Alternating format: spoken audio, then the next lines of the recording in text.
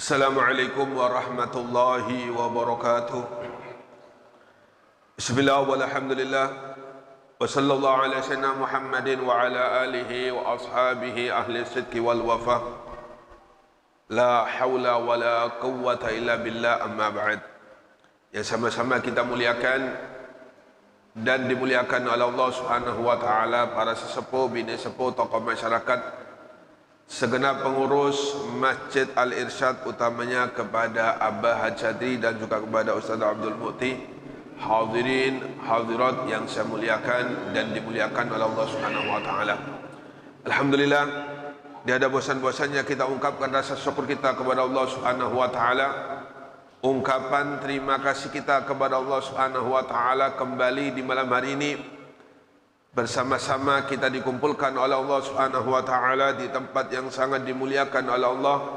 Bersama-sama kita diberikan kemampuan oleh Allah Subhanahu wa taala untuk bisa berzikir kepadanya. Kita memohon kepada Allah Subhanahu wa taala, kita meminta kepada Allah dengan berkat kemuliaan Nabi Muhammad sallallahu alaihi wasallam dan dengan berkat kemuliaan para habaib, para wali-wali Allah Subhanahu wa taala, utamanya dengan berkat kemuliaan Al-Imam Al-Qutub Al-Habib Abdullah Al-Haddad.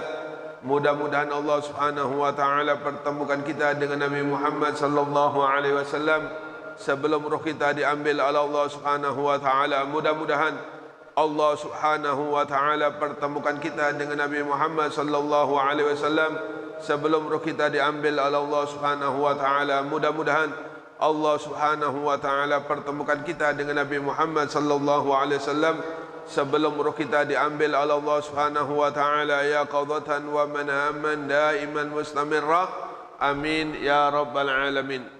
Qala al muallif rahimahullah taala wa nafa'ana bihi wa bi ulumi fid darain. Amin ya rabbal alamin. Bismillahirrahmanirrahim. Wa fi wasl mu'min al mahbub المذكور في قوله عليه الصلاة والسلام عن الله ما تقرب المتقرب، فساق الحديث عن الله تعالى إلى أن قال تعالى وما ترددت في شيء أنا فاعله كتردد في قبض نفس عبد المؤمن يكره الموت وأكره مساءته ولا بد له منه. فانظر كيف وصفه بكراهية الموت مع كمال إيمانه وعلو منزله عنده تعالى تعلم صحة ما ذكرناه. وفي أخبر أن موسى عليه السلام أنه لطم ملك الموت حين جاء ليقبضه إلى آخر ما قال رضي الله عنه. Minggu kemarin kita bersama-sama membahas tentang satu hadis Nabi Muhammad sallallahu alaihi wasallam yang mana Nabi mengatakan barang siapa suka bertemu dengan Allah Subhanahu wa taala, yakni kematian, maka Allah pun suka kepadanya. Dan barang siapa yang tidak suka berjumpa dengan Allah, yakni kematian, maka Allah pun tidak suka kepada dirinya. Sayyidatuna Aisyah mengomentari hadis Nabi Muhammad dengan mengatakan, wahai Rasulullah, setiap kami atau setiap kita tentu tidak suka kepada kematian. Maka apa kata Nabi? Seseorang yang imannya sempurna, seseorang yang imannya kamil, di detik-detik kematiannya diberi kabar gembira oleh Allah Subhanahu wa taala, ditunjukkan oleh Allah Subhanahu wa taala tentang kenikmatan-kenikmatan Allah, sehingga di detik-detik kematiannya ia suka untuk berjumpa dengan Allah Subhanahu wa taala. Di detik kematiannya ia senang ingin berjumpa dengan Allah Subhanahu wa taala, maka Allah pun suka kepadanya. Maka dalam lanjutan pembahasan malam hari ini, Al-Habib Abdullah bin Ali Al-Haddad mensifatkan orang-orang yang dicintai oleh Allah Subhanahu wa taala, yakni orang-orang yang di detik-detik kematiannya busyira birahmatillah, diberikan kabar gembira oleh Allah Subhanahu wa taala sebagaimana yang dicantumkan oleh Al-Habib Abdullah tentang hadis qudsi firman Allah Subhanahu wa taala yang berbunyi ma taqarraba al-mutaqarribun. Hadis ini panjang, nanti akhirnya kita akan membahasnya. Dalam hadis ini, hadis qudsi, Allah Subhanahu wa taala mensifatkan kriteria orang-orang yang diberikan kabar gembira oleh Allah Subhanahu wa taala di detik-detik kematian, yaitu ada dua kriteria. Yang pertama yaitu melaksanakan apa yang diperintahkan oleh Allah Subhanahu wa taala. Sebab inilah salah satu perkara yang bisa mendekatkan seorang hamba dengan Allah Subhanahu wa taala, yaitu dengan mengerjakan apa yang diperintah oleh Allah Subhanahu wa taala, berbagai kewajiban-kewajiban. Ini modal. Kemudian lanjutan hadis, setelah hambaku ini mendekatkan kepadaku dengan perkara-perkara yang diwajibkan oleh Allah, hambaku mengerjakan perintah-perintah yang aku wajibkan, kemudian dilanjutkan dengan berbagai macam perkara-perkara yang disunnahkan Nabi Muhammad SAW, sehingga aku mencintainya.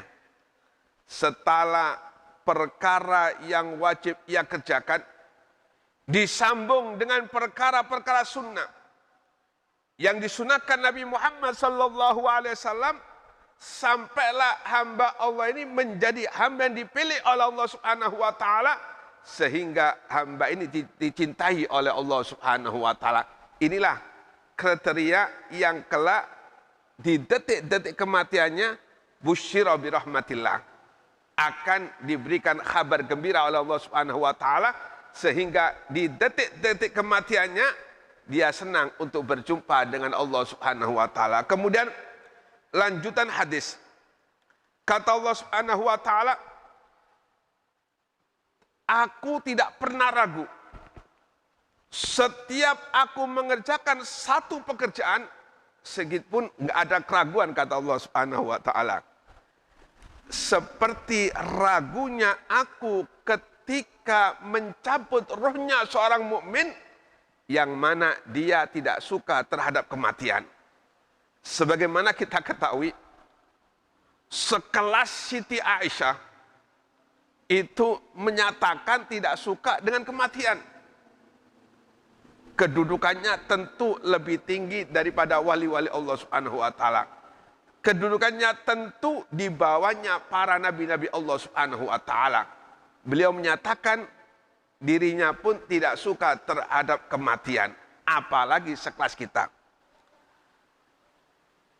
Namun Allah Subhanahu wa taala tidak suka, tidak senang berbuat buruk kepada hamba-hamba yang ia cintainya.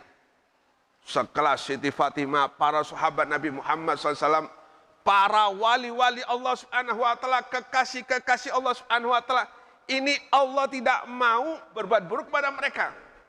Maka ketika mereka tidak suka terhadap kematian, yang mana di dalam kematian tersebut juga ada rasa yang pedih, ada rasa yang sakit sekali, maka Allah Subhanahu wa taala memberikan kabar gembira, yaitu dengan dinampakkan oleh Allah Subhanahu wa taala berbagai macam kenikmatan-kenikmatan surga, sehingga hamba-hamba Allah yang Allah cintai tidak pernah merasakan kesakitan ketika ruhnya diambil oleh Allah Subhanahu wa taala. Hamba-hamba Allah yang dicintai oleh Allah Subhanahu wa taala merasakan senang bahagia ketika ruhnya diambil oleh Allah Subhanahu wa taala. Dan hamba-hamba Allah seperti ini ingin atau suka berjumpa dengan Allah Subhanahu wa taala, akhirnya Allah pun suka berjumpa kepadanya. Kemudian Al-Habib Abdul mengatakan, fanzur, coba perhatikan, kaifa wasafahu, bagaimana Allah Subhanahu wa taala mensifatkan kepada hambanya bikarohiyatil maut, dengan tidak sukanya terhadap kematian, ma'akamal imanhi, padahal imannya sempurna. Siti Aisyah kurang apa sempurna imannya? Wali-wali Allah Subhanahu wa taala kurang apa sempurna imannya? Mereka orang-orang yang diberikan kesempurnaan iman oleh Allah Subhanahu wa taala, sehingga yang mereka pikirkan hanya Allah Subhanahu wa taala. Bagaimana mendapatkan ridho dari Allah Subhanahu wa taala, namun tetap mereka pun masih ada rasa tidak suka kematian datang kepada dirinya. Padahal mereka juga tinggi derajatnya di sisi Allah Subhanahu wa taala. Bagaimana dengan diri kita?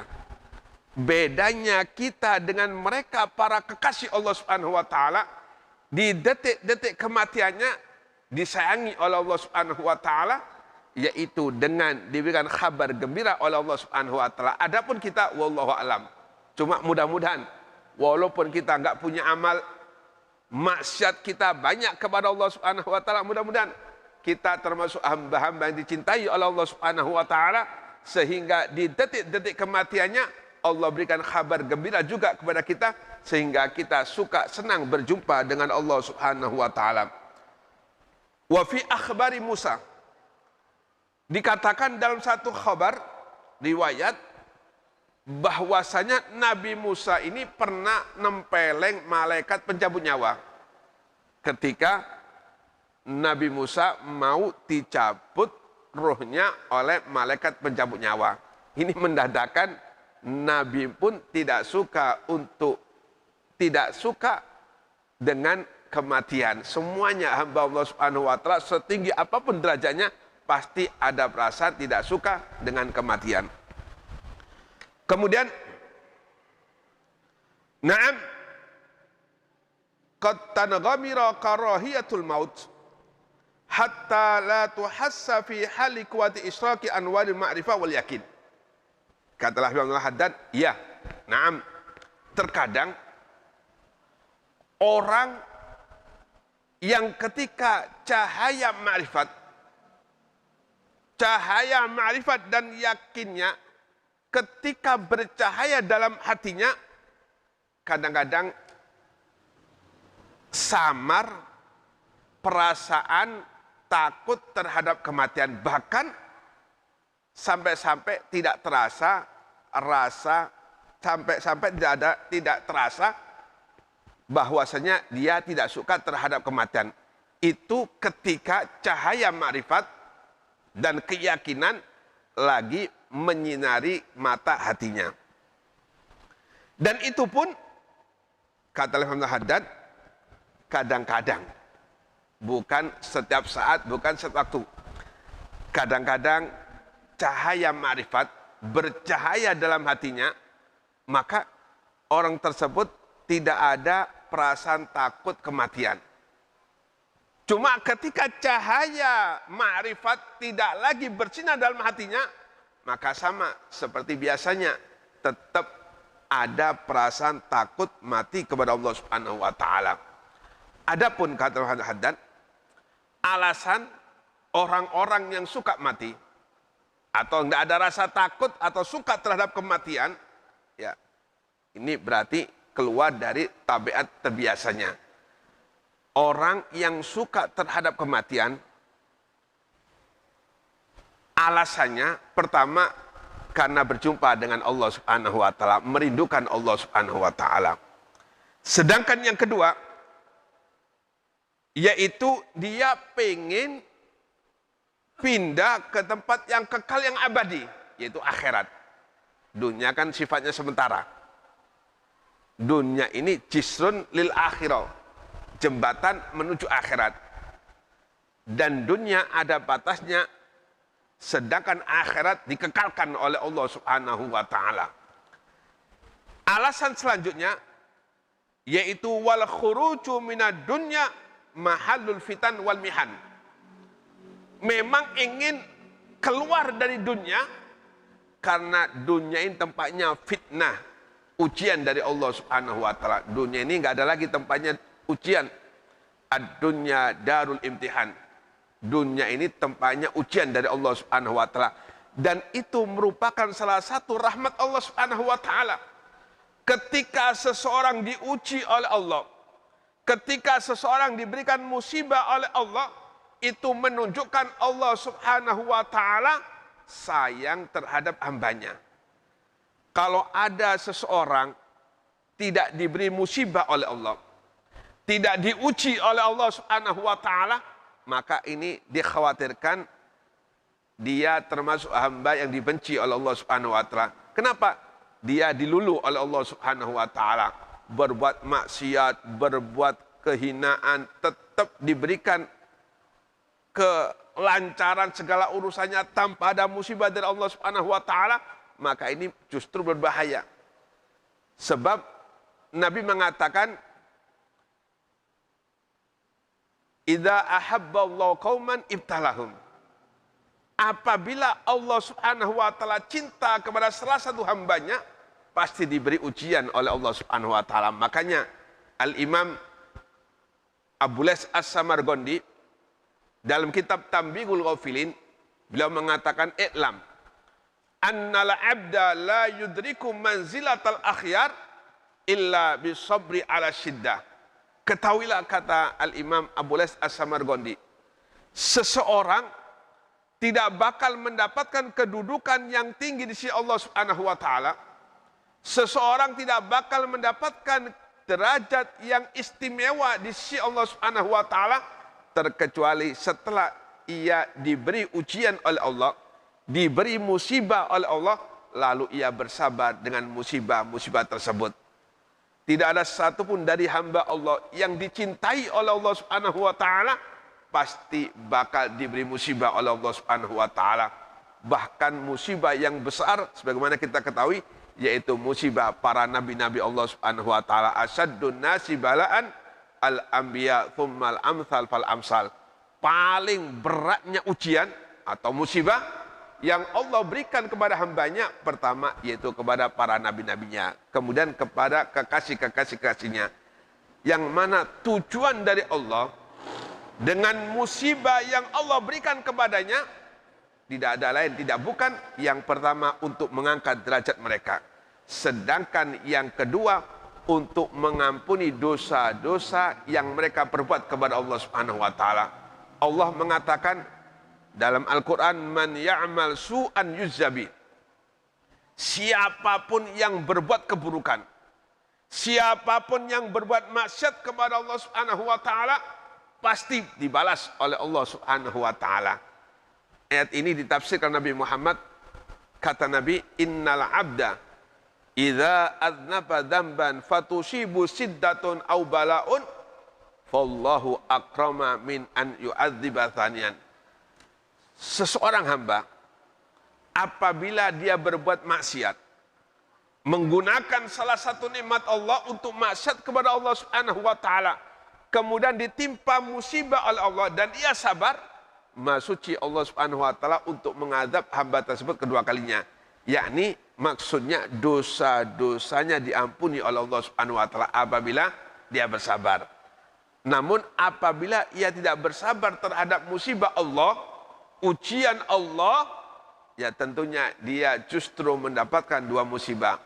Yang pertama musibah itu sendiri, sedangkan yang kedua tidak jadinya Allah Subhanahu wa taala mengampuni dosa-dosanya. Inilah musibah yang besar, kata ulama, dari Allah Subhanahu wa taala, tidak jadinya Allah mengampuni dosa-dosa hambanya yang tidak bersabar ketika diberikan musibah oleh Allah Subhanahu wa taala. Mudah-mudahan Allah Subhanahu wa taala memberikan kita hidayah, inayah. Amin ya rabbal alamin.